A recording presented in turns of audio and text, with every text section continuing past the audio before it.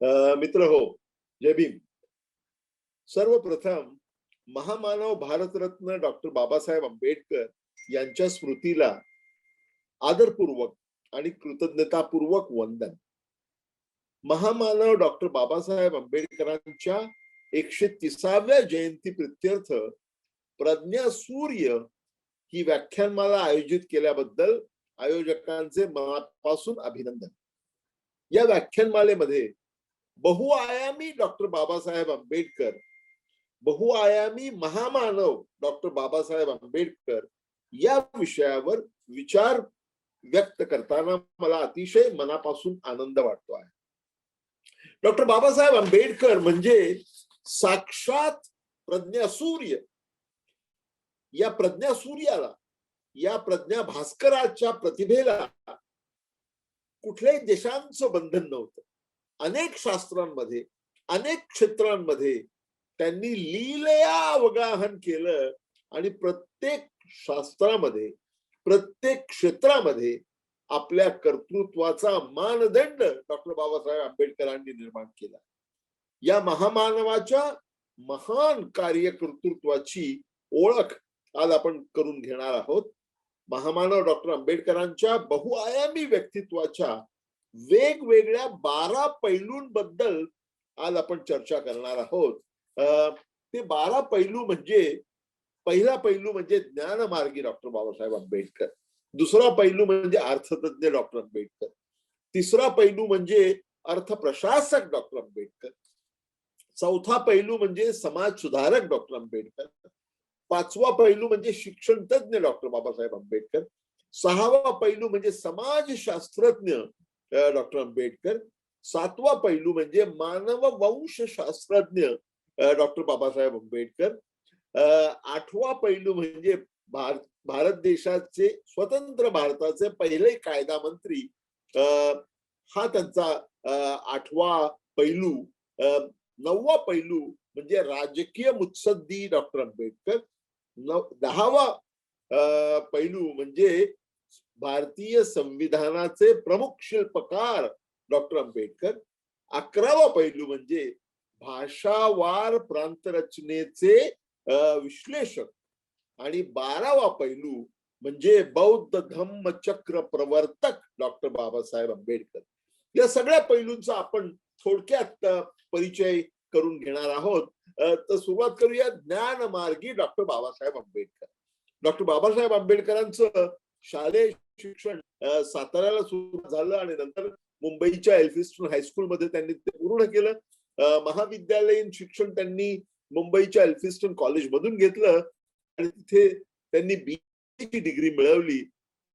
Political science आणि economics हा विषय, हे दोन विषय घेऊन ते साल होतं 1913. त्याच वर्षी उच्च शिक्षणासाठी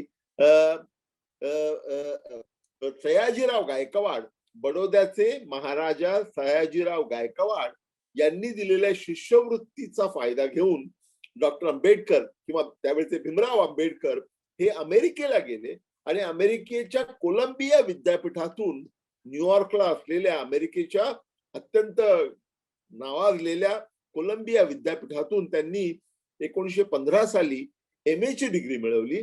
1917 साली त्यांनी PhD ची पदवी मिळवली आणि तिथून ते युरोपला गेले. लंडन स्कूल ऑफ इकॉनॉमिक्स मध्ये त्यांनी प्रवेश घेतला आणि लंडन स्कूल ऑफ इकॉनॉमिक्स मधून 1921 साली त्यांनी MSc ची पदवी मिळवली आणि 1923 साली त्यांनी डॉक्टर ऑफ सायन्स ही अर्थशास्त्रातली सर्वोच्च पदवी प्राप्त केली. आणि ह्या दोन पदव्या करत असतानाच, म्हणजे MSc आणि DSc, master of science and doctor of science, या दोन्ही पदव्यांचा अभ्यास करत असतानाच त्यांनी बॅरिस्टरकीचा अभ्यास केला आणि ते बॅरिस्टर झाले. 1922 साली ते बॅरिस्टर झाले. अशा प्रकारे त्यांनी उच्च शिक्षण म्हणजे जगातल्या अत्यंत नामांकित विद्यापीठामध्ये सर्वोच्च शिक्षण त्यांनी अर्थशास्त्र आणि कायदा या दोन विषयामध्ये प्राप्त केलं. आणि त्याचं विशेष म्हणजे हे सगळं करत असताना त्यांनी प्रचंड मेहनत घेतली होती. ती आपल्या सगळ्या तरुणांना अत्यंत आदर्शवत ठरावी. कित्येक वेळा ते दिवसाच्या 24 तासापैकी 21 तास अभ्यास करत असत असं त्यांनीच एका भाषणामध्ये सांगितलं होतं. ज्यावेळी ते अमेरिकेमध्ये आणि इंग्लंडमध्ये प्रचंड अभ्यास करत होते, 24 तासापैकी 21 तास वगैरे दिवसाकाठी अभ्यास करत होते, त्यावेळी रूममेट सहाध्यायी ज्यावेळी म्हणायचे की आता थोडी विश्रांती घ्या, थोडी झोप घ्या, त्यावेळी बाबासाहेबांचं उत्तर एकच असायचं, no money, no food and no time, no sleep. अखंड ज्ञान साधना जर कोणी केली असेल तर ती म्हणजे डॉक्टर बाबासाहेब आंबेडकरांनी. अक्षरशः तपश्चर्या त्यांनी केली आणि जगातल्या सर्वात नामांकित विद्यापीठांमधून उच्चतम अशा पदव्या प्राप्त केल्या. हे होते ज्ञानमार्गी डॉक्टर बाबासाहेब आंबेडकर. नंतर अर्थतज्ञ. साहेब आंबेडकर हे मूलतः अर्थतज्ञ. त्यांनी केलेल्या सगळ्या डिग्र्यांमध्ये प्रमुख डिग्र्या या अर्थशास्त्रामध्येच आहेत किंवा कायदेशास्त्रामध्ये आहेत. म्हणजे पहा, MA त्यांनी जे केलं कोलंबिया विद्यापीठामध्ये 1915 साली, ते अर्थशास्त्र हा विषय घेऊन.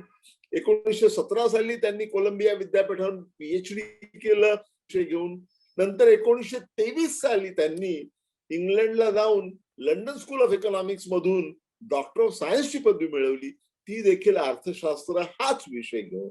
आणि त्या पलीकडे त्याचबरोबर त्यांनी कायद्याचा अभ्यास करून बॅरिस्टरची पदवी मिळवली. म्हणजे ते प्रामुख्यानं मूलतः डॉक्टर बाबासाहेब आंबेडकर हे अर्थतज्ञ होते. त्यांनी अर्थशास्त्रावर 3 मोठे निबंध लिहिले किंवा डेझर्टेशन थिसिस लिहिले. त्यापैकी त्यांचा MAचा थिसिस जो होता तो होता administration and finance of the east India company.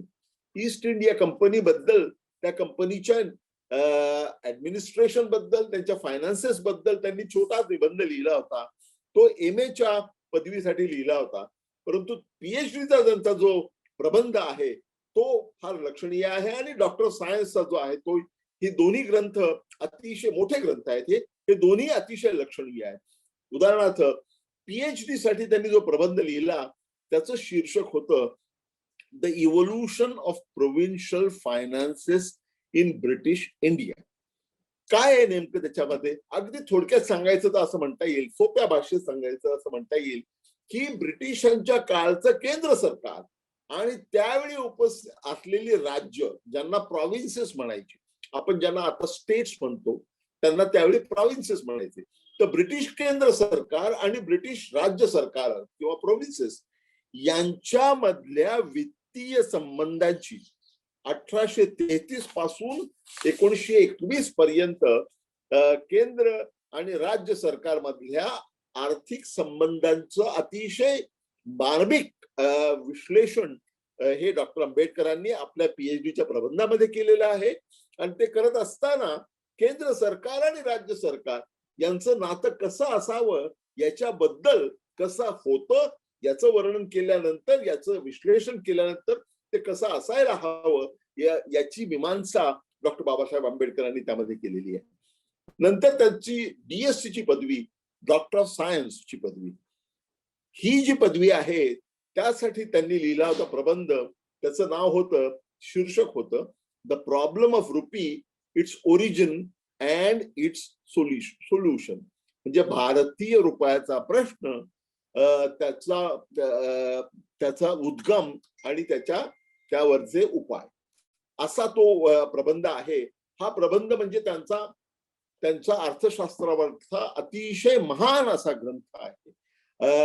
या ग्रंथामध्ये त्यांनी भारतीय रुपयाची जडणघडण, मीडियम ऑफ एक्सचेंज म्हणून, म्हणजे विनिमयाचं साधन म्हणून भारतीय रुपयाची जडणघडण कशी झालेली आहे त्याचा ऐतिहासिक आढावा घेतला आहे. आणि त्यानंतर शेवटी त्यावेळीच जी प्रचलित समस्या होती मौद्रिक अर्थकारणामध्ये, म्हणजे मॉनिटरी इकॉनॉमिक्स मध्ये, त्याला त्यांनी हात घातलेला आहे की भारतासारख्या विकसनशील देशासाठी सर्वोत्तम व्यवस्था, वित्तीय व्यवस्था, चलन पद्धती कोणती असावी याचा त्यांनी उहापोह केलेला आहे. आणि हा ग्रंथ म्हणजे मौद्रिक अर्थनीतीवरचा जगातलं सर्वोत्कृष्ट ग्रंथांपैकी एक ग्रंथ आहे असं म्हणावं लागेल. त्या दोन्ही ग्रंथांचं मोल त्यावेळी जेवढं होतं त्याहीपेक्षा जास्त मोल आजच्या घडीला आहे. हे 2 ग्रंथ त्यांनी तर लिहिलेच आणि पदव्या तर मिळवल्याच, परंतु परत आल्यानंतर त्यांनी लगेच ते परत आले आहे. 1923 साली नोव्हेंबर 1923 मध्ये त्यांना डॉक्टर ऑफ सायन्सची पदवी मिळाली. त्यानंतर त्यांनी फार इंटरेस्टिंग गोष्ट पहा, की ब्रिटिश सरकारने भारतामध्ये रिझर्व्ह बँकेची किंवा मध्यवर्ती बँकेची स्थापना करण्यासाठी एक मोठं शिष्टमंडळ पाठवलं होतं. त्याचं नाव होतं हिल्टन यंग कमिशन. या कमिशनच्या समोर डॉक्टर बाबासाहेब आंबेडकरांनी अतिशय महत्वपूर्ण साक्ष दिली. ती साक्ष जी आहे ती मिळत नव्हती सरकार दरबारी. वसंत मून माझ्याकडे आले होते. त्यांनी आणि मी दिवसभर रिझर्व्ह बँकेच्या जुन्या रेकॉर्ड रूम मध्ये धांडोळा घेऊन ती साक्ष शोधून काढली आणि ती साक्ष केंद्र सरकार महाराष्ट्र शासनानं जे व्हॉल्युम्स काढलेले आहेत BAWS बाबासाहेब आंबेडकर वर्क्स त्यामध्ये समाविष्ट झालेली आहे. तर त्यांनी डॉक्टर बाबासाहेब आंबेडकरांनी जी टेस्टिमनी जे सादरीकरण हिल्टन यंग कमिशन पुढे केलं होतं त्याचा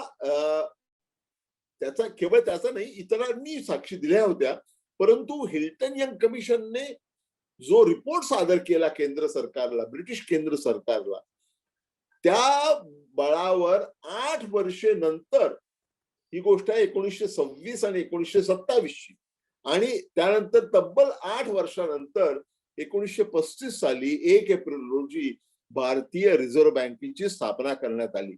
म्हणजे प्रत्यक्ष अप्रत्यक्ष डॉक्टर बाबासाहेब आंबेडकरांची हिल्टन यंग कमिशन पुढे दिलेली साक्ष ही अतिशय महत्वाची ठरते रिझर्व्ह बँकेच्या स्थापन करण्यामध्ये.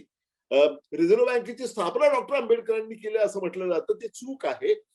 अनेकांचे सादरीकरण करण्यात आले होते, परंतु डॉक्टर बाबासाहेब आंबेडकरांची साक्ष आहे ती अतिशय महत्वाची होती आणि ती त्यावेळी सर्वांच्या लक्षात आलं नाही त्याचं महत्व. परंतु अनेक वर्षांनंतर रिझर्व्ह बँकेला त्यांनी 1927 साली दिलेले साक्षीचं महत्व कळायला 1997 साल उजाडावं लागलं, पण तो वेगळा विषय आहे. डॉक्टर बाबासाहेब आंबेडकरांनी अर्थशास्त्राचा अभ्यास करत असतानाच त्यांनी small holdings in India and their remedies म्हणजे या शेतीच्या प्रश्नासंबंधी अतिशय महत्वाचा असं शोध निबंध लिहिलेला आहे. त्याचप्रमाणे त्यांनी जाती व्यवस्थेचं आर्थिक आणि सामाजिक परिमाण तर आपल्याला सर्वांना माहितीच आहे, परंतु जाती व्यवस्थेमुळे किती आपल्या देशाचं अपरिमित नुकसान झालेलं आहे ते त्यांनी स्पष्टीकरण केलेलं आहे आणि ही फार महत्वाची कॉन्ट्रीब्युशन आहे, महत्वाचं योगदान आहे. 1926 साली बाबासाहेब आंबेडकर हे त्यावेळेच्या मुंबई प्रांताचे नॉमिनेटेड सदस्य होते. 2 दलित सदस्य होते, त्यापैकी एक डॉक्टर बाबासाहेब आंबेडकर.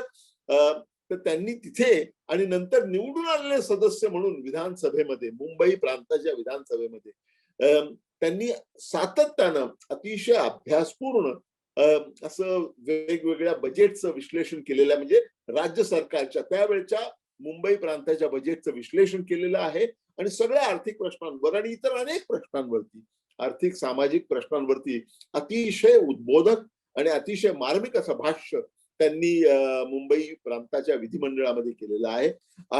एवढंच काय, मी तर असं म्हणेन की डॉक्टर बाबासाहेब आंबेडकरांनी जी संविधान निर्मिती केली, भारताच्या संविधानाची जर तुम्ही इतर देशांच्या संविधानाशी तुलना केली तर भारताच्या संविधानामध्ये तुम्हाला आर्थिक स्वरूपाच्या तरतुदी खूप मोठ्या प्रमाणावर आढळतील.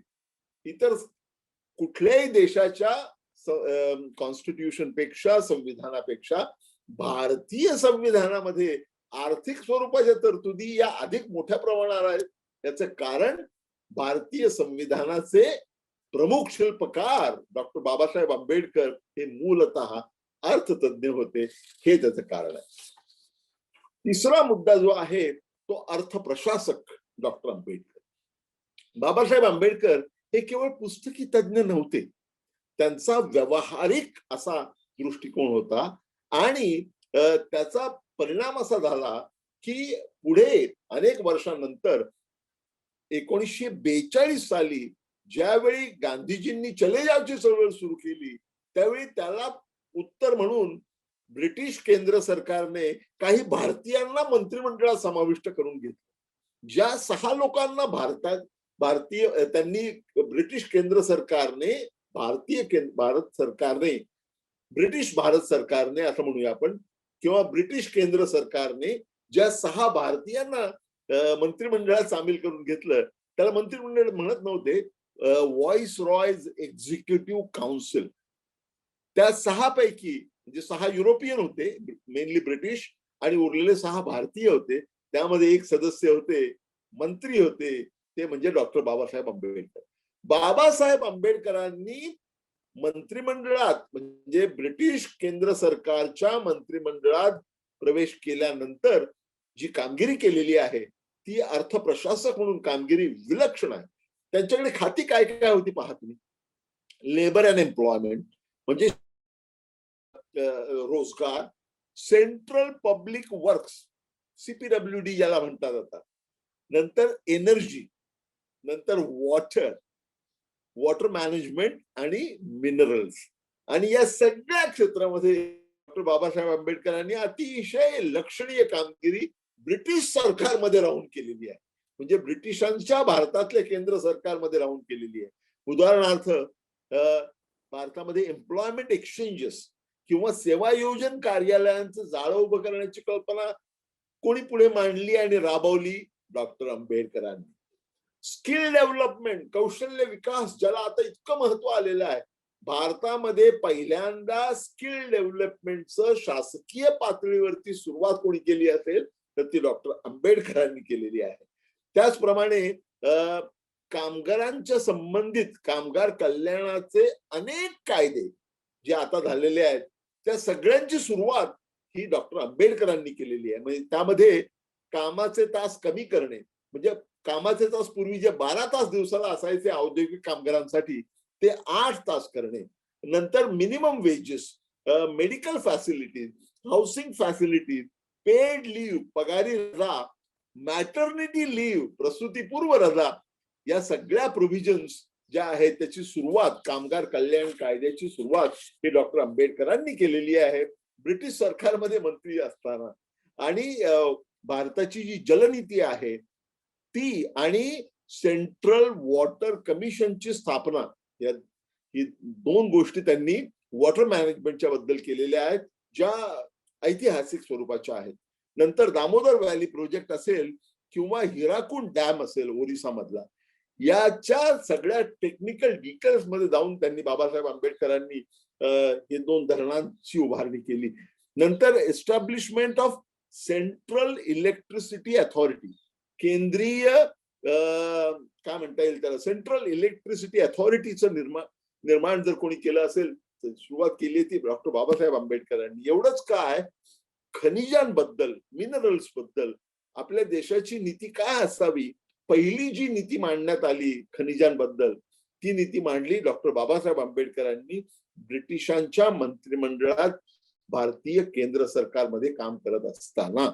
म्हणजे ते स्वातंत्र्य चळवळीच्या पासून वेगळे जाऊन ब्रिटिशांच्या गव्हर्नमेंटमध्ये जाऊन त्यांनी देशातल्या सर्वसामान्य लोकांसाठी, केवळ मागासवर्गीयांसाठी नव्हे, केवळ दलितांसाठी नव्हे, परंतु सगळ्याच भारतीयांसाठी ज्या उपाययोजना केलेल्या आहेत त्या विलक्षण प्रभावी आहेत.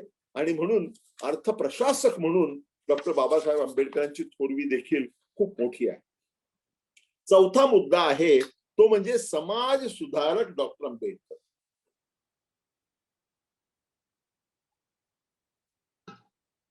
...1923 साली शिक्षण पूर्ण केल्यानंतर, उच्च शिक्षण पूर्ण केल्यानंतर मुंबईमध्ये त्यांनी 1924 साली बहिष्कृत हितकारिणी सभा या नावाची पहिली सामाजिक संस्था काढली. त्याचा घोषवाक्य काय होतं?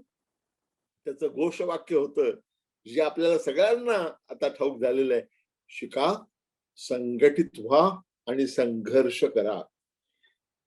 एज्युकेट, ऑर्गनाइज अँड ॲजिटेट हे घोषवाक्य हे बहिष्कृत हितकारिणी सभेचं होतं. आणि त्यापासून सुरुवात केली. आणि त्याच वेळी 1926 साली मगाशी म्हटल्याप्रमाणे मुंबईच्या प्रांताच्या विधिमंडळावर त्यांची नियुक्ती झाली. 1927 साली त्यांनी सभासद असताना, म्हणजे नॉमिनेटेड मेंबर असताना, विधान परिषदेचे, मुंबई प्रांताच्या विधान परिषदेचे नामित सदस्य असताना त्यांनी 1927 साली महाडच्या चौदार तळ्याचा सत्याग्रह केला. तो सत्याग्रह केवळ पाण्यासाठी नव्हता, तो सर्वांच्या मानवी हक्काचा लढा होता. त्यांनी पाण्याचा प्रश्न, सर्वसामान्य नागरिकांच्या पाण्याच्या प्रश्नापासून सुरुवात करून तो लढा नेला, तो ह्युमन राईट्सच्या पातळीवरती, मानवाधिकार पातळीवरती नेला. त्याच सुमारास 1929-30च्या सुमारास 1927 साली महाडचा संग्राम, 1929-30ला मंदिर प्रवेशाचे सत्याग्रह त्यांनी केले. आणि काळाराम मंदिरामध्ये, नाशिकच्या काळाराम मंदिरामध्ये तर अनेक वर्ष तो संघर्ष चालला होता दलितांना प्रवेश मिळावा म्हणून. तिथे दलितांना प्रवेश मिळणं हे महत्वाचं नव्हतं. त्यांचं एक भाषणामध्ये बाबासाहेबांनी म्हटलं होतं की आम्हाला जर मंदिरात प्रवेश मिळाला नाही तर आम्ही मरून जाऊ असंही नाही, आणि प्रवेश मिळाला तर आम्ही अमर होऊ असंही नाही. मुद्दा तो नाही. मुद्दा इतर हिंदूंना जे अधिकार आहेत ते सर्व दलितांना मिळालेच पाहिजेत, सारखेच अधिकार मिळाले पाहिजेत. या भूमिकेतून, या भावनेतून आम्ही हा सत्याग्रह केलेला आहे. आणि याबाबतची आपली भूमिका लोकांना सांगण्यासाठी डॉक्टर बाबासाहेब आंबेडकरांनी वेळोवेळी वेगवेगळी नियतकालिकं चालवली. म्हणजे पहिलं होतं मूक नायक, 1920 साली त्यांनी सुरू केलं होतं. नंतर 1927 साली बहिष्कृत भारत. तुम्ही पहा त्याचं नाव सुद्धा कशी बदलत गेलीत पहा. पहिलं मूक नायक 1920 साली, दुसरं बहिष्कृत भारत 1927 साली, तिसरं जनता 1930 साली, आणि महापरिनिर्वाणाच्या वेळी 1956 साली प्रबुद्ध भारत. म्हणजे मूक नायक पासून सुरुवात करून प्रबुद्ध भारतापर्यंत त्यांची वाटचाल ही वेगवेगळ्या नियतकालिकांच्या माध्यमातून झालेली आहे.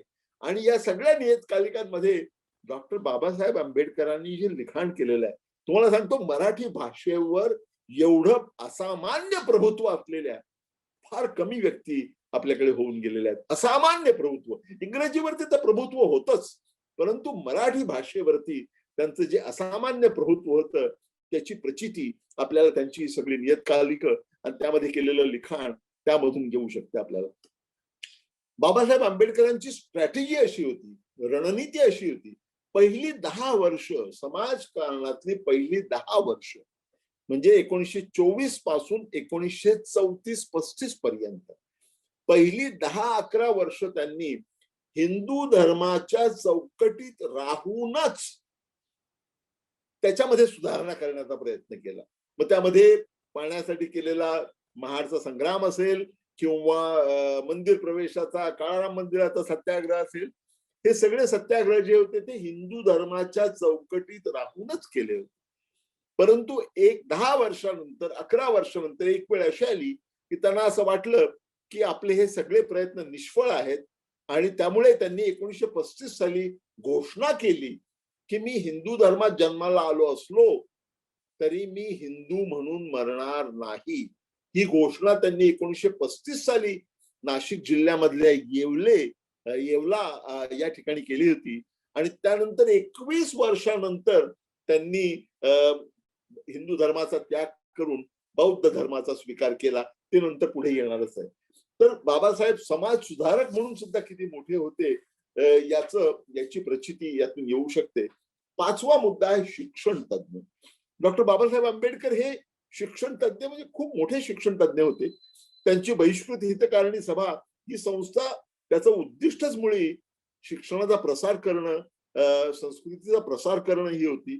त्यामध्ये हॉस्टेल्स बांधणं, लायब्ररीज तयार करणं, ग्रंथालय बांधणं, आणि इंडस्ट्रीयल आणि ऍग्रिकल्चरल स्कूल्स, म्हणजे औद्योगिक प्रशाला आणि शेतकी प्रशाला तयार करणं हे त्याचं उद्दिष्ट होतं.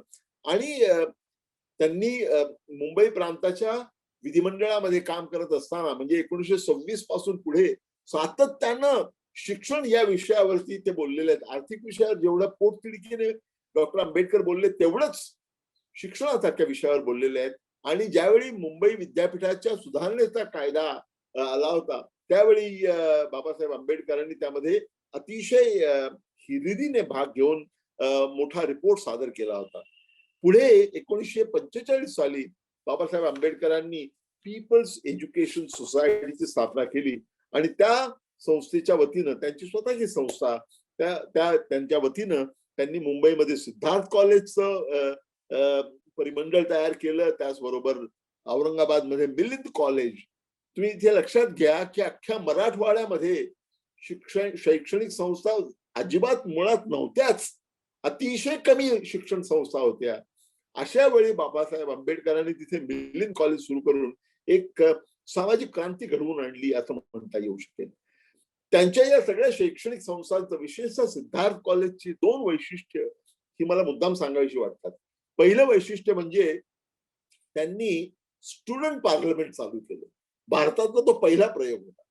म्हणजे स्टुडंट पार्लमेंट म्हणजे काय तर सिद्धार्थ कॉलेजचे सगळे विद्यार्थी कुठल्या तरी पक्षाची बाजू घेऊन निवडणुका लढवायचे आणि त्यांची संसद भरत असे आणि त्या संसदेचं विद्यार्थी संसदेचं उद्घाटन करायला कोणीतरी राष्ट्रीय नेता येत असे.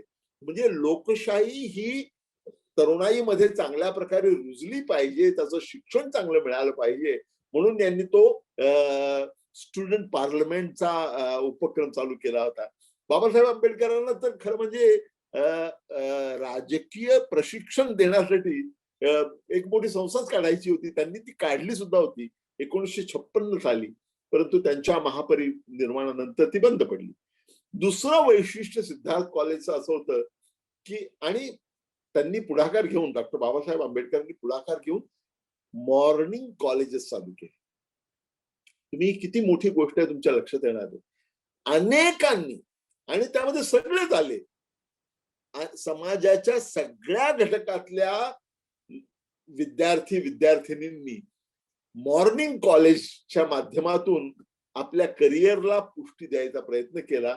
नोकरी करायची, दिवसभर नोकरी करायची, सकाळी कॉलेज आणि दुपारनंतर नोकरी, त्यानंतर नोकरी, असं ते होतं. म्हणजे शिकत शिकत स्वतः कमवा आणि शिका अशी ही योजना होती. आणि त्या मॉर्निंग कॉलेजमुळे एक संपूर्ण विद्यार्थ्यांच्या 2 पिढ्या आपलं करिअर घडवण्यामध्ये सक्षम ठरल्या.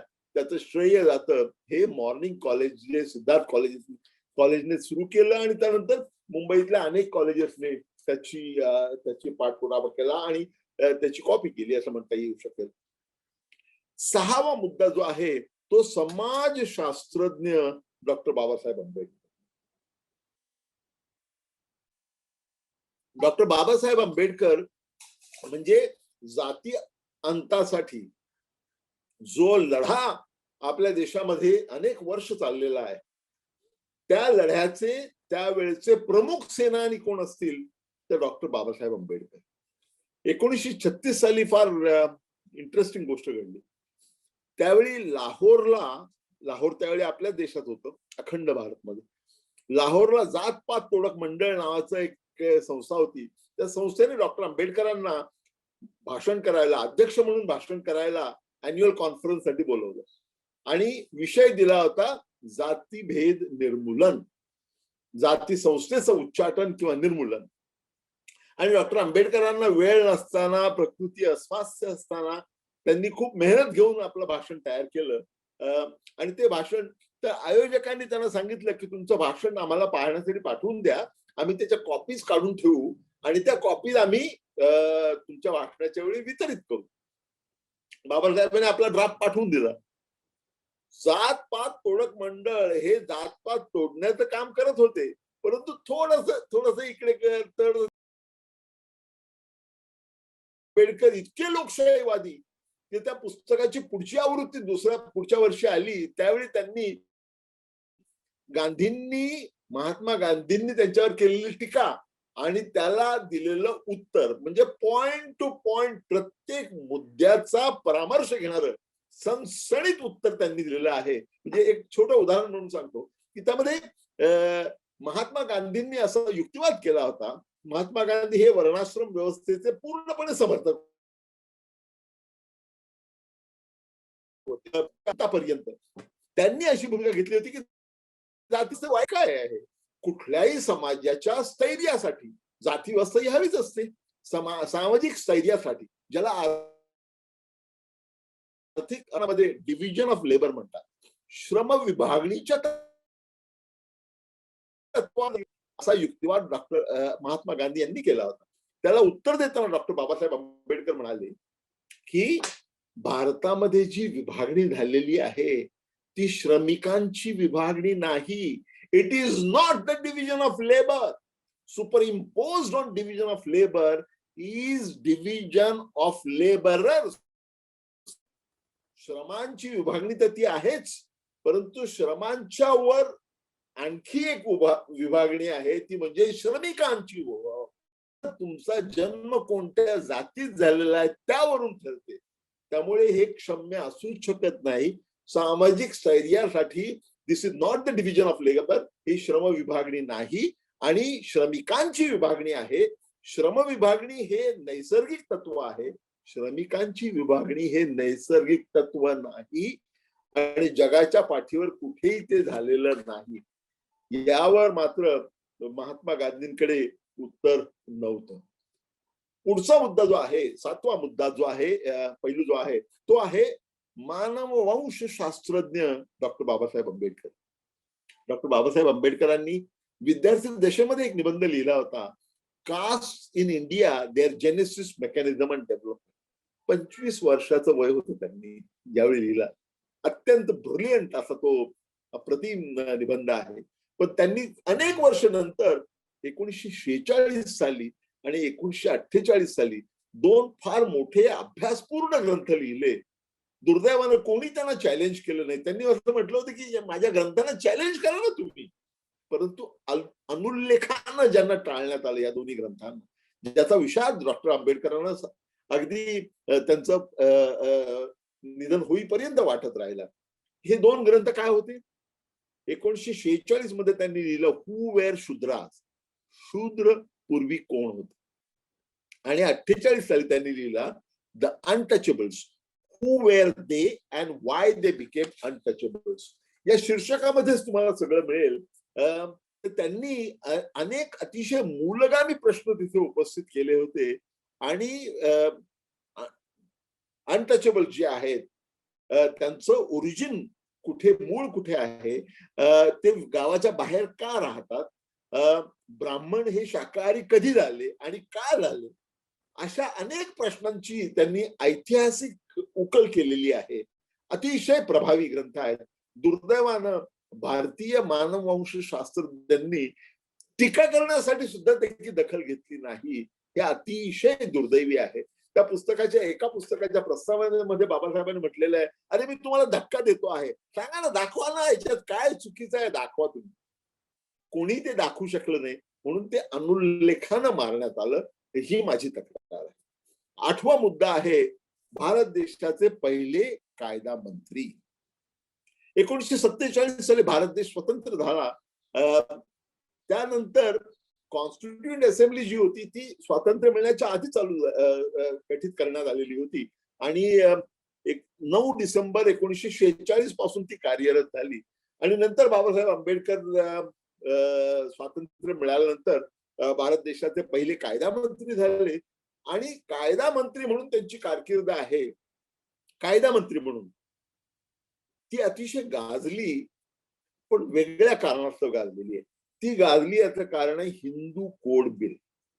बाबासाहेब आंबेडकरांनी कायदा मंत्री म्हणून पूर्वी जे हिंदू कोड बिल होतं त्याच्यामध्ये अनेक सुधारणा करून अतिशय प्रागतिक स्वरूपाचं हिंदू कोड बिल तयार केलं. त्या नावावर तुम्ही जाऊ नका. हिंदू कोड बिल ही समान नागरी कायद्याकडे जाणारी पहिलं मोठं पाऊल होतं. त्यांनी काय केलं होतं की जे अनेक छोटे मोठे कायदे होते ते सगळे एकत्र करून त्याचं सुसूत्रीकरण करून हिंदू कोड बिल तयार केलं होतं. विशेष म्हणजे त्याच्यामध्ये महिलांना पुरुषांइतके हक्क, म्हणजे आई वडिलांच्या इस्टेटीमध्ये बरोबरीनं हक्क स्त्री धनामध्ये दोघांना बरोबरीने हक्क, म्हणजे वारसा हक्काबद्दल होतं ते, दत्तक घेण्याबद्दल होतं, त्याचप्रमाणे लग्नाबद्दल होतं की आंतरजातीय विवाहाला मान्यता ही त्या याच्यामध्ये प्रस्तावित करण्यात आली होती. 3.5 वर्ष तो संघर्ष चालला होता. सुरुवातीच्या काळामध्ये त्यावेळेचे पहिले पंतप्रधान भारत देशाचे पंडित जवाहरलाल नेहरू यांनी अशी भूमिका घेतली होती की सामाजिक दृष्ट्या हे इतकं महत्वाचं आहे की आमचं सरकार पडलं तरी चालेल, परंतु आम्ही आता पाठपुरावा करणार आहोत. नंतर नंतर मात्र एक चमत्कारिक प्रकार घडला. काँग्रेसमधले सगळे ऑर्थोडॉक्स आणि विरोधी पक्षातले सगळे ऑर्थोडॉक्स हे सगळे एकत्र झाले. त्याचं नेतृत्व कोण करत होतं? स्वतः राष्ट्रपती डॉक्टर राजेंद्र प्रसाद. त्यांनी सांगितलं की हे जे बदल सुचवण्यात येत आहेत हे सगळे बदल हे भारतीय कुटुंब संस्थेला मोडकळीला आणणारे आहेत आणि त्यामुळे याचा स्वीकार अजिबात करता कामा नये. राजेंद्र प्रसाद यांनी तर पत्र लिहिलं, धमकीचं पत्र लिहिलं पंतप्रधानांना, नेहरूंना, की जर हे बिल पास झालं तर मी त्याच्यावरती सही करेन, असं तुम्ही गृहीत धरू नका. आणि मग पंडित नेहरू यांनी माघार घेतली. त्यांनी डॉक्टर आंबेडकरांना बोलावलं आणि सांगितलं की डॉक्टर आंबेडकर, आपण हे काय पूर्णत्वाला नेऊ शकत नाही, तर आपण असं करूया, अर्धा आपण आता संमत करून घेऊया आणि अर्धा आपण जे नंतर पार्लमेंट येईल, पहिलं पार्लमेंट 1952च्या इलेक्शन नंतर जे पहिलं पार्लमेंट येईल त्यामध्ये आपण उरलेलं संमत करून घेऊ. बाबासाहेबांनी विचार केला, ठीक आहे, 50% तर 50%. आणि त्यांनी संस्कृत श्लोकाचा उद्गार काढला की सर्वनाशे समुत्पन्ने अर्ध्यम त्यजति पंडितः. ज्यावेळी सगळं जायची वेळ येते त्यावेळी निम्म जरी टिकून राहिलं तरी शहाणा माणूस त्याच्यावर समाधान मानतो. बाबासाहेब आंबेडकरांनी तीच भूमिका घेतली. 15 दिवसानंतर आंबेडकरांना परत बोलवण्यात आलं. महात्मा यांनी पंडितजींनी बोलावलं, पंडित नेहरूंनी, आणि सांगितलं की आपण काय हे कायदे करू शकत नाही, फार विरोध होतो आहे, वेळ फार चुकीची आहे आणि त्यामुळे आपण हे काय करू शकत नाही. I am really sorry. तात्काळ डॉक्टर बाबासाहेब आंबेडकरांनी आपल्या मंत्रिपदाचा त्याग केला. तात्काळ स्त्री पुरुष समानतेसाठी जो कायदा करण्यात येणार होता तो 3.5 वर्षाच्या अविरत परिश्रमानंतर सुद्धा पार्लमेंट संमत करत नव्हतं. म्हणून स्त्री पुरुष समानतेच्या विरुद्ध जाणाऱ्या लोकांच्या प्रभावाला बळी न पडता स्त्री पुरुष समानतेचं तत्व पुढे मांडण्यासाठी डॉक्टर आंबेडकरांनी आपल्या केंद्रीय मंत्रिपदाचा त्याग केला. आपल्या इतिहासात असं एकही उदाहरण नाही केंद्रीय मंत्र्यांनी इक्वॅलिटीच्या, स्त्री पुरुष समतेच्या प्रश्नावरती मंत्रिपदाचा त्याग केल्याचं कुठलंही उदाहरण नाही. तरी सुद्धा दुर्दैवाची गोष्ट अशी आहे की आजही ज्यावेळी स्त्री मुक्तीच्या गोष्टी करण्यात येतात, स्त्री पुरुष समानतेच्या गोष्टी करण्यात येतात, त्यावेळी बाबासाहेबांचं नाव घेतलं जात नाही. म्हणजे इतर नावं घेतली जातात त्याला माझा आक्षेप नाही, परंतु डॉक्टर बाबासाहेब आंबेडकरांचं नाव तिथे घ्यायला पाहिजे अशी माझी भावना आणि भूमिका आहे. ते घेतलं जात नाही, हे आपलं दुर्दैव आहे. 9वा मुद्दा जो आहे तो राजकीय मुत्सद्दी म्हणून. डॉक्टर बाबासाहेब आंबेडकरांनी इंग्रजांच्या काळामध्ये जे सगळे कमिशन्स आले होते, वेगवेगळे कमिशन्स आले होते, म्हणजे साऊथ बोरो कमिटी पासून तर सायमन कमिशन, कॅबिनेट मिशन, सगळे जे कमिशन्स आले होते त्या सगळ्या कमिशनच्या समोर पाठपुरावा करणारे, त्यांच्या मागण्या मांडणारी निवेदनं सादर केली, त्यांच्या समोर साक्षी दिल्या. उदाहरणार्थ तुम्ही साऊथ बोरोज कमिटी पहा. साऊथ बोरोज कमिटी 1919 साली आली होती भारतामध्ये. त्या कमिटीमध्ये मतदानाचा अधिकार हा सर्वांना मिळाला पाहिजे, ऍडल्ट फ्रँचाइज, याचा पुरस्कार पहिल्यांदा आपल्या देशात कोणी केला असेल तर तो डॉक्टर आंबेडकरांनी केलेला. विद्यार्थी होते ते. 1919 साली साऊथ बोरो कमिटी समोर त्यांनी सर्वांना मताधिकार मिळाला पाहिजे अशी मागणी केली. तुम्हाला आश्चर्य वाटेल की अमेरिकेमध्ये सुद्धा महिलांना मतदानाचा अधिकार प्राप्त झाला तो 1920 साली, आणि आपल्या देशामध्ये 1919 साली बाबासाहेब आंबेडकरांनी सर्वांना मतदानाचा अधिकार मिळाला पाहिजे यासाठी आग्रह धरला होता. आणि प्रत्येक वेगवेगळ्या मंडळाच्या पुढे, प्रत्येक कमिशन समोर त्यांनी आपली भूमिका मांडलेली आहे. त्यांच्या राजकीय मुत्सद्दीपणाचा कस लागला तो 1931 साली ज्यावेळी राऊंड टेबल कॉन्फरन्सेस झाल्या, त्यावेळी 3 राऊंड टेबल कॉन्फरन्सेस झाल्या, म्हणजे गोलमेज परिषदा. त्यापैकी पहिल्या गोलमेज परिषदेवरती महात्मा गांधी आणि काँग्रेसने बहिष्कार टाकला, पण स्वतः डॉक्टर आंबेडकर त्याला मात्र गेले, कारण त्यांना पहिल्यांदा ती संधी मिळाली होती आंतरराष्ट्रीय व्यासपीठावर भारतीय दलितांची भूमिका मांडण्याची. त्यांनी तिथे इतकी उत्तम भाषणं केली आणि त्याला खूप प्रसिद्धी मिळाली. त्यामुळे महात्मा गांधींनी डॉक्टर आंबेडकरांना बोलावून घेतलं. दुसऱ्या कॉन्फरन्स पर्यंत मधल्या काही काळामध्ये काँग्रेस आणि महात्मा गांधी आणि एका बाजूला आणि केंद्र सरकार, ब्रिटिश सरकार दुसऱ्या बाजूला, यांच्यामध्ये तह झाला आणि म्हणून दुसऱ्या राऊंड टेबल कॉन्फरन्सला जाण्याचं काँग्रेसने मान्य केलं. आणि काँग्रेसच्या प्रतिनिधी मंडळाचं नेतृत्व करत होते महात्मा गांधी आणि अर्थात दलितांचं प्रतिनिधित्व करत होते डॉक्टर बाबासाहेब आंबेडकर.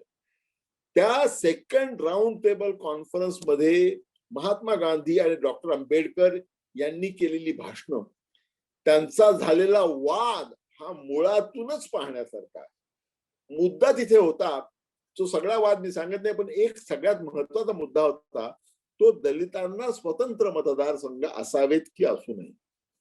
महात्मा गांधी म्हणत होते काय वाटेल ते झालं तरी मी दलितांना स्वतंत्र मतदारसंघ देणार नाही.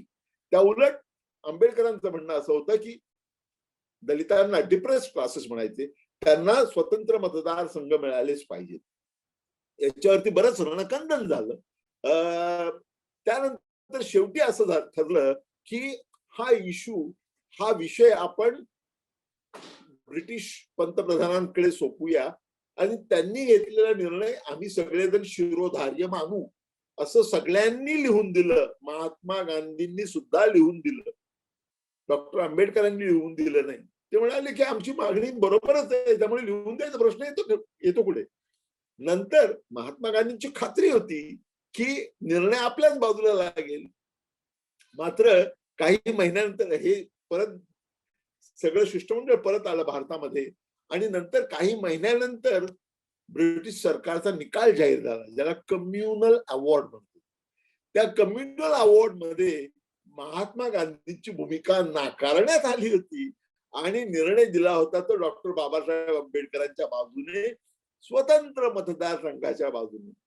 याचा परिणाम असा झाला की महात्मा गांधींना प्रचंड मोठा धक्का बसला आणि त्यांनी तात्काळ उपोषणाचं अस्त्र उभारलं आणि आमरण उपोषण जाहीर केलं. पुण्याला त्यावेळी ते तुरुंगात होते. त्या तुरुंगामधूनच त्यांनी आमरण उपोषणाचं घोषणा केली. त्यावेळी मग देशातून सगळ्या बाजूकडून डॉक्टर आंबेडकरांवर दबाव आणण्यात आला की तुम्ही काय करताय, महात्म्याचे प्राण तुमच्या हातामध्ये. महात्मा गांधींचा आग्रह असा होता की ब्रिटिशांनी निकाल विरोधी दिला ना तर तुम्ही तुमची मागणीच मागे घ्या. म्हणजे असा उफराटा नियम, म्हणजे कोर्टामध्ये तुमच्या विरुद्ध निर्णय लागला तर त्या बाजूने सांगायचं की आम्ही आमची केसच मागे घेतो. असं कसं काय करणार कोण? परंतु महात्मा गांधी होते आणि त्यामुळे लोकांचा, सगळ्यांचा प्रेशर असं बाबासाहेब आंबेडकरांवरती आलं की तुम्ही माघार घेतली पाहिजे आणि स्वतंत्र मतदारसंघाची मागणी तुम्ही मागे घ्या, म्हणजे ब्रिटिश सरकार आपोआपच त्यांचा निवाडा कॅन्सल करेल. खूप तुंबळ रणकंदन झाल्यानंतर शेवटी समझोता करण्यात आला, ज्याला पुणे करार म्हणतात. 1932 साली पुण्याच्या येरवडा जेलमध्ये हा पुणे करार त्याच्यावरती सह्या झाल्या. तो डॉक्टर आंबेडकरांनी मान्य केला, महात्मा गांधींनी मान्य केला. बराच वाटाघाटीनंतर त्यामध्ये संयुक्त मतदारसंघ असावेत आणि संयुक्त मतदारसंघामध्ये दलितांसाठी काही मतदारसंघ राखीव असावेत, असा तो फॉर्म्युला होता. तो फॉर्म्युला जो आहे तो आज तागायत दलितांच्या विरोधात आहे. आणि तिथे असं म्हटलं जातं, तज्ञांचं आणि माझं स्वतःच असं म्हणणं आहे की इंटेलेक्च्युअली, बुद्धिमत्तेच्या दृष्टीनं, युक्तिवादाच्या दृष्टीने डॉक्टर आंबेडकरांनी महात्मा गांधींना पराभूत केलं, परंतु राजकीय पातळीवरती महात्मा गांधींनी डॉक्टर आंबेडकरांना पराभूत केलं, उपोषणाचं अस्त्र उभारून, आणि ज्याचे परिणाम आजही दलितांना भोगावे लागतात. परंतु तो विषय वेगळा आहे. डॉक्टर बाबासाहेब आंबेडकरांनी 1936 साली इंडिपेंडंट लेबर पार्टी स्थापन केली, स्वतंत्र मजूर पक्ष, आणि पहिल्या प्रांतिक निवडणुका झाल्या, मुंबई प्रांताच्या निवडणुका पहिल्या त्या 1937 साली झाल्या. त्यामध्ये त्यांना 12 जागा मिळाल्या, आणि त्यानंतरच्या काळामध्ये त्यांनी शेड्यूल कास्ट फेडरेशन नावाचा पक्ष काढला, आणि त्याला फारसं यश काही मिळालं नाही. बाबासाहेबांना पहिल्या निवडणुकीमध्ये, प्रांतिक विधिमंडळाच्या निवडणुकीमध्ये खूप मोठं यश मिळालं, मात्र नंतरच्या निवडणुकांमध्ये त्यांना यश मिळालं नाही. लोकसभेची निवडणूक तर 2 वेळा ते हरले. मात्र नंतर त्यांना शेवटी राज्यसभेवरती घेण्यात आलं. इथे मुद्दा असा आहे की बाबासाहेब आंबेडकरांनी राजकीय दृष्ट्या जी आहे आपली वाटचाल जी आहे ती चालूच ठेवली होती, आणि प्रत्येक वेळी म्हणजे मुंबई प्रांताच्या विधिमंडळात असो किंवा केंद्रीय संसदेमध्ये असो, या दोन्ही ठिकाणी त्यांनी अतिशय महत्वपूर्ण कामगिरी, संसदपटू म्हणून अतिशय महत्वपूर्ण कामगिरी केलेली आहे. म्हणजे उदाहरणार्थ मुंबई प्रांताच्या विधिमंडळामध्ये त्यांनी खोती व्यवस्थेविरुद्ध चळवळ केली, महार वतन रद्दबादल करण्याबद्दल चळवळ केली, आणि यातून ते लेबर लीडर म्हणून मोठ्या प्रमाणावर पुढे आले. तुम्हाला आश्चर्य वाटेल की 1940 साली मार्च मध्ये पहिल्यांदा पाकिस्तानची मागणी करण्यात आली. पहिल्यांदा 1940च्या मार्च मध्ये. डिसेंबर 1940 मध्ये, म्हणजे 9 महिन्यात, त्यातही 6 महिने झाला तुम्ही बाकीच्या तयारीला गेलेला वेळ समजला तर, पाकिस्तान बद्दलचा पहिला ग्रंथ कोणी लिहिला असेल तर डॉक्टर आंबेडकरांनी. त्याचं नाव होतं पाकिस्तान और पार्टिशन ऑफ इंडिया. 1940 सालच्या डिसेंबर बद्दल मी बोलतो. 480 पानाचं पुस्तक, विस्तृत अभ्यास करून त्यांनी दोन्ही बाजू मांडल्या होत्या. त्यानंतर 1947 साली प्रत्यक्ष फाळणीच्या वेळी, 47 प्रत्यक्ष फाळणी व्हायच्या काही काळ आधी, त्यांनी त्याची दुसरी आवृत्ती काढली. त्याचं नाव होतं thoughts on Pakistan. Thoughts on Pakistan मध्ये त्यांनी पुन्हा त्याची विस्तृत चर्चा केलेली आहे, आणि नव्यानं चर्चा केलेली आहे, आणि भूमिका मांडलेली आहे, स्वतःची भूमिका मांडलेली आहे. तुम्हाला आश्चर्य वाटेल की महात्मा गांधी आणि बॅरिस्टर जिना यांच्या वाटाघाटीमध्ये त्या दोघांनी कबूल केलं होतं की त्यांच्या दोघांच्याही दृष्टीने सगळ्यात महत्वाचा संदर्भ ग्रंथ कोणता असेल तर तो म्हणजे डॉक्टर आंबेडकरांचा थॉट्स ऑन पाकिस्तान हा ग्रंथ. डॉक्टर आंबेडकरांना फाळणी नको होती. डॉक्टर आंबेडकरांनी अखंड भारताचा पुरस्कार केलेला होता, आणि त्यांनी थ्रू आउट म्हणजे त्यांच्या सगळ्या राजकीय कारकिर्दीमध्ये त्यांनी वेळोवेळी अतिशय महत्वाची भूमिका बजावलेली आपल्याला दिसते. हा त्यांचा 9वा पैलू होता. 10वा पैलू म्हणजे भारतीय संविधानाचे शिल्पकार, जे आपल्याला सर्वांना परिचित आहे. डॉक्टर बाबासाहेब आंबेडकर हे ड्राफ्टिंग समितीचे अध्यक्ष होते, मसुदा समितीचे अध्यक्ष होते, आणि या मसुदा समितीने 141 दिवस, ऑगस्ट 30, 1947 पासून 141 दिवस काम पाहिलं, आणि खूप मेहनत घेऊन त्यांनी घटनेचा पहिला मसुदा तयार केला. तुम्हाला आश्चर्य वाटेल की काही महाभागांनी बाबासाहेबांनी घटना लिहिलीच नाही वगैरे अशा प्रकारचा युक्तिवाद केलेला आहे. त्यांचं मी नावही घेत नाही, नाव घेण्याची सुद्धा त्यांची योग्यता नाही. स्वतः राष्ट्रपती, त्यावेळचे राष्ट्रपती डॉक्टर राजेंद्र प्रसाद यांनी मान्य केलेलं आहे, आणि इतर सर्व सदस्यांनी मान्य केलेलं आहे की प्रत्यक्ष घटना लिहित असताना घटना समितीचे सदस्य होते त्यातला एक जण मृत्यू पावला, एक जण परमनंट आजारी असायचा, एक जण परमनंटली परदेशी असायचा, कार्यबाहुल्यामुळे ते येत नसायचे. त्यामुळे सगळी जबाबदारी जी येऊन खांद्यावर पडली होती ती डॉक्टर बाबासाहेब आंबेडकर यांच्या. आणि प्रकृती अस्वास्थ्य असून सुद्धा डॉक्टर आंबेडकरांनी प्रचंड मेहनत घेऊन कॉन्स्टिट्यूशन तयार केली, आणि नंतर ती 8 महिने, घटनेचा पहिला मसुदा हा 8 महिने जनतेसमोर होता सूचना मांडण्यासाठी, आणि 7635 अमेंडमेंट्स सुचवण्यात आल्या, त्यापैकी 2473 अमेंडमेंट्स वरती प्रत्यक्ष चर्चा झाली संविधान सभेमध्ये किंवा कॉन्स्टिट्यूएंट असेंब्लीमध्ये चर्चा झाली. आणि डॉक्टर आंबेडकरांचं महत्व हे आहे, कॉन्स्टिट्यूशन लेखनामध्ये तर आहेच, परंतु ती पायलट करण्यामध्ये, म्हणजे प्रत्येक मुद्दा साधक बाधक चर्चा घडवून आणायची आणि एवढ्या मोठ्या समुदायामध्ये एक वाक्यता आणायची, कन्सेन्सस बिल्ड करायचा, हे महान कार्य होतं. तुम्ही पहा, आपल्याकडे हाऊसिंग सोसायटीच्या मीटिंग मध्ये लिफ्टमनची पगार वाढवायचा का असल्या विषयावरती 3-3 तास चर्चा होते. इथे 295 आपल्या देशातले सर्वोत्तम ब्रेन्स म्हणता येईल असे सर्वोत्तम नेते, वैचारिक नेते तिथे उपस्थित होते.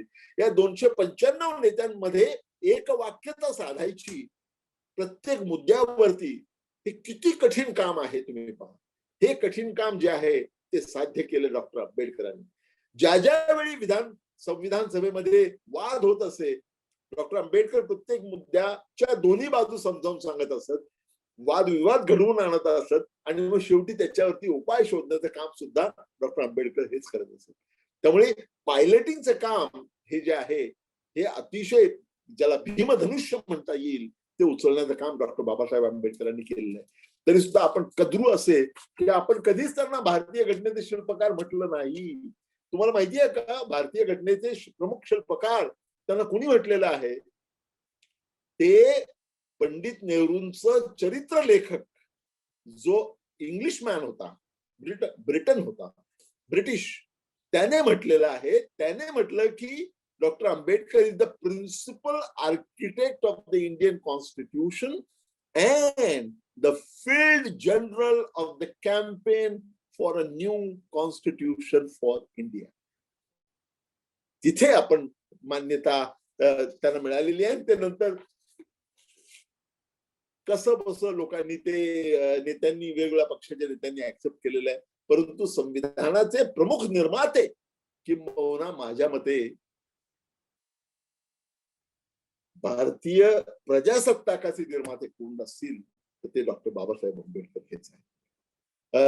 11वा मुद्दा जो आहे तो critic of linguistic reorganisation of states, म्हणजे भाषावार प्रांत रचनेचे विश्लेषण.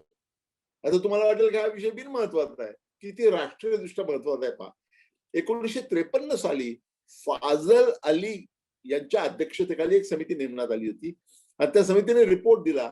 त्या समितीने असा रिपोर्ट दिला की 1 लँग्वेज 1 स्टेट, एक भाषा एक राज्य, असं तत्व वापरून भारताची विभागणी करायची वेगवेगळ्या राज्यांमध्ये. लक्षात घ्या, सूत्र काय आहे? एक लँग्वेज, एक भाषा, एक राज्य. डॉक्टर आंबेडकर म्हणाले नाही, साफ चूक. एक भाषा एक राज्य हे सूत्र साफ चूक आहे. सूत्र काय पाहिजे? एक राज्य एक भाषा. आता तुम्ही म्हणाले काय फरक आहे? या दोन्ही गोष्टी सारख्याच दिसतात. सारख्या दिसत असल्या तरी त्या सारख्या नाहीत.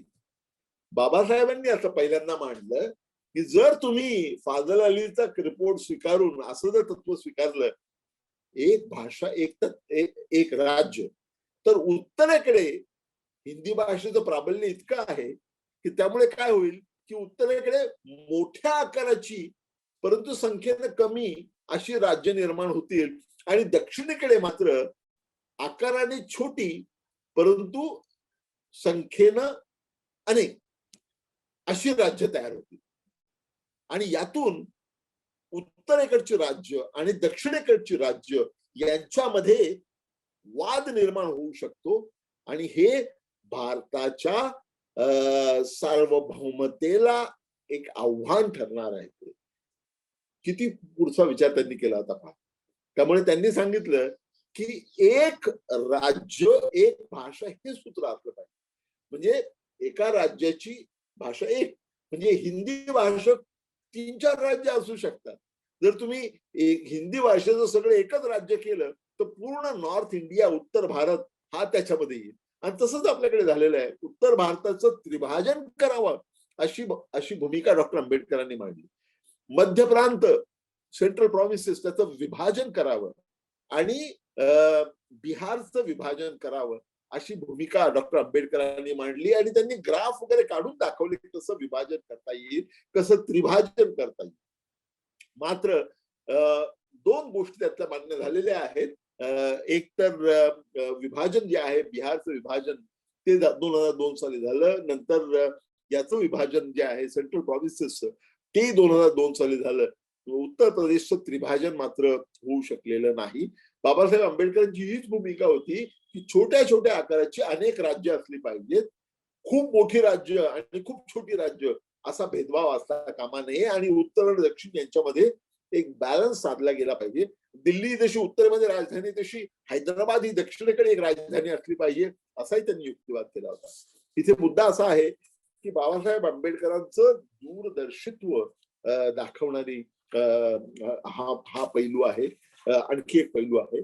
शेवटचा पैलू जो आपल्याला चर्चा करायची आहे तो म्हणजे आधुनिक काळातले हे बौद्ध धम्म चक्र प्रवर्तक होते. एकेकाळी संपूर्ण भारत देश हा बौद्ध धर्मीय होता. ते चक्र पुन्हा एकदा फिरवण्याचं काम कोणी केलं असेल तर ते डॉक्टर आंबेडकरांनी केलेलं आहे. 1956 साली त्यांनी 14 ऑक्टोबर 1956 रोजी बौद्ध धर्माचा स्वतः स्वीकार केला आणि आपल्या 7 लाखापेक्षा जास्त अनुयायांना त्यांनी बौद्ध धर्माची दीक्षा दिली. त्यामध्ये माझे आई वडीलही होते. जगात धर्मांतर अनेक झालेली आहेत, मोठी मोठी धर्मांतर झालेली आहेत, परंतु जगामध्ये झालेली सगळी धर्मांतर ही पैशाच्या आमिष दाखवून झालेली आहेत किंवा बंदुकीच्या धाकानं झालेली आहेत किंवा तलवारीच्या धाकानं झालेली आहेत. कुठलाही धाक नसताना, कुठलंही आमिष नसताना 7 लाख लोक आपला धर्म सोडून देऊन त्यावर तिलांजली सोडून बौद्ध धर्मामध्ये प्रवेश करतात केवळ डॉक्टर बाबासाहेब आंबेडकरांचा आदेश म्हणून. ही मला असं वाटतं की जगाच्या इतिहासातली एक वेगळी घटना आहे. तुम्ही इथे हाही विचार करून पहा की बाबासाहेब आंबेडकरांनी बौद्ध धर्म का निवडला. मगाशी म्हटल्याप्रमाणे 1935 साली त्यांनी घोषणा केली होती येवल्यामध्ये की मी हिंदू म्हणून जन्माला आलो असलो तरी हिंदू म्हणून मरणार नाही. त्यानंतर 21 वर्ष त्यांनी सर्व धर्मांचा अभ्यास केला आणि सर्व धर्मांचा अभ्यास करून त्यांनी 1956 साली बौद्ध धर्म निवडला. त्याचं कारण असं आहे की स्वातंत्र्य, समता, बंधुत्व आणि सामाजिक न्याय या तत्वांवर आधारलेली समाज रचना ज्या धर्मात अभिप्रेत आहे तो धर्म म्हणजे बौद्ध धर्म आहे. आणि म्हणून त्यांनी भारतीय मातीतूनच आलेल्या बौद्ध धर्माची त्याचा स्वीकार केला आणि आपल्या सगळ्या अनुयायांना स्वीकार करायला प्रवृत्त केलं. त्यावेळी त्यांनी शेवटचा ग्रंथ लिहिला, 22वा त्यांचा ग्रंथ, शेवटचा ग्रंथ लिहिला तो म्हणजे बुद्ध आणि धम्म, जो त्यांच्या महापरिनिर्वाणानंतर प्रकाशित झाला. आणि तो त्यांचा सगळ्यात मोठा, सगळ्यात महान ग्रंथ आहे असं जनरली म्हटलं जातं. तर बाबासाहेब आंबेडकर हे धम्म चक्र प्रवर्तकही होते, ही त्यांची थोरवी आहे. हे 12 जे मी पैलू सांगितले ते सगळे पैलू मी धावत्या शैलीमध्ये सगळे सांगितले. प्रत्येक पैलूवरती 1 तासभर बोलता येईल अशी परिस्थिती आहे, परंतु माझ्या लिखाणामध्ये तुम्हाला हे सगळं सापडणार आहे, विस्तारानं सापडू शकेल. मी जी 21 पुस्तकं डॉक्टर आंबेडकरांवरती लिहिलेली आहेत इंग्लिश, मराठी आणि हिंदीमध्ये, त्यामध्ये तुम्हाला हे सगळे सापडतील. शेवट करताना मी एवढंच म्हणेन की बाबासाहेब आंबेडकर हे मानवी हक्क आणि लोकशाहीचे कडवे समर्थक होते. डॉक्टर बाबासाहेब आंबेडकरांची लोकशाहीची जी संकल्पना होती ती केवळ स्वातंत्र्य, राजकीय स्वातंत्र्य, समता आणि बंधुत्व याच्या ज्ञात कल्पनेपेक्षा जास्त व्यापक स्वरूपाची होती. बाबासाहेब आंबेडकरांचा आग्रह असा होता की आता आपल्याला जे स्वातंत्र्य मिळालेलं आहे, आता आपण ज्या लोकशाहीचा स्वीकार केलेला आहे 1947 नंतर प्रजासत्ताक होताना, ही जी लोकशाही आपण जो स्वीकार केलेला आपलं जे प्रजासत्ताक आहे, हे यातली लोकशाही जी आहे ती राजकीय लोकशाही आहे. या राजकीय लोकशाही जर टिकवून ठेवायची असेल तर त्याला जोड मिळाली पाहिजे सामाजिक लोकशाहीची, त्याला जोड मिळाली पाहिजे आर्थिक लोकशाहीची. जर सामाजिक लोकशाहीची, जर आर्थिक लोकशाहीची जोड दिली नाही तर जी राजकीय लोकशाही आपण स्थापन केलेली आहे ती दीर्घकाळपर्यंत टिकून राहू शकणार नाही, असा इशारा डॉक्टर आंबेडकरांनी घटनेच्या संमत होण्याच्या एक दिवस आधी 25 नोव्हेंबर 1949 रोजी त्यांनी शेवटचं भाषण जे केलं घटनेचा अंतिम मसुदा सादर करताना, ते त्यांचं सर्वोत्कृष्ट भाषण आहे. त्या भाषणामध्ये त्यांनी हा इशारा दिलेला आहे. 25 नोव्हेंबर 1949. 26 नोव्हेंबरला घटना संमत झाली. त्यानंतर एक्झॅक्टली 2 महिन्यानंतर आपला भारत देश प्रजासत्ताक झाला आणि बाकीचा इतिहास आहे. मला असं वाटतं की बाबासाहेबांचं हे जे तत्वज्ञान यातून बाहेर येतं, त्यांचे सगळे जे विचार बाहेर येतात, याचं काय म्हणता येईल, मुख्य सूत्र काय, मुख्य आशय काय, मुख्य गाभा काय, याचा ज्यावेळी मी विचार करतो त्यावेळी मला असं वाटतं की डॉक्टर बाबासाहेब आंबेडकरांच्या तत्वज्ञानाला सामाजिक, धार्मिक आणि नैतिक अधिष्ठान आहे. सामाजिक, धार्मिक आणि नैतिक अधिष्ठान आहे. जाती आणि पंथ याचा विचार न करता दीनदुबळ्यांना आधार देऊन सर्व भारतीयांसाठी स्वातंत्र्य, समता, बंधुत्व आणि सामाजिक न्याय प्रस्थापित करणं आणि त्याचबरोबर प्रज्ञा, शील, करुणा यावर आधारित जातीविरहित, वर्गविरहित आणि लोकशाही प्रणित समाजाची निर्मिती करणं हे डॉक्टर बाबासाहेब आंबेडकरांच्या सगळ्या तत्वज्ञानाचं सार आहे. त्याचा तो सारांश आहे, त्याचा तो गाभा आहे असं मला वाटतं. आणि म्हणूनच आज महामानव डॉक्टर बाबासाहेब आंबेडकरांच्या स्मृतीला वंदन करत असताना त्यांचे सगळे विचार जे आहेत ते आपण समजावून घेण्याचा, अधिक साकल्यानं त्यावर विचार करण्याचा, ते समजावून घेण्याचा निश्चय केला पाहिजे. तीच त्यांना खऱ्या अर्थानं श्रद्धांजली ठरेल असं मला वाटतं. आपण सर्वांनी आज मला माझे विचार मांडण्याची संधी दिली त्याबद्दल आणि माझे सगळे विचार ऐकून घेतले त्याबद्दल आपल्या सर्वांचे मी मनापासून आभार मानतो आणि आयोजकांनी संधी दिल्याबद्दल त्यांचे आभार मानून माझं भाषण संपवतो. जय हिंद, जय भारत, जय महाराष्ट्र.